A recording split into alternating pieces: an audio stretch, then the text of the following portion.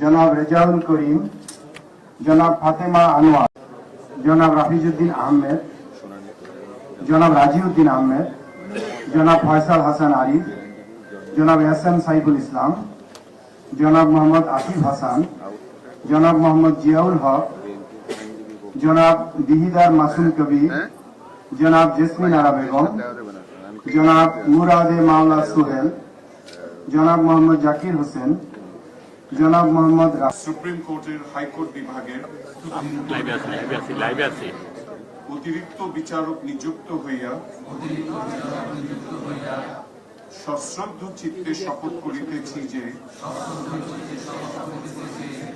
আমি আইন অনুযায়ী ও বিশ্বস্ততার সহিত আমার পদের কর্তব্য পালন করিব। আমি বাংলাদেশের প্রতি অকৃত্রিম বিশ্বাস ও আনুগত্য পোষণ করিব। আমি বাংলাদেশের সংবিধান ও আইনের রক্ষণ, সমর্থন ও নিরাপত্তা বিধান করিব এবং আমি ভীতি বা অনুগ্রহ, অনুরাগ বা বিরাগের বশবর্তী না হইয়া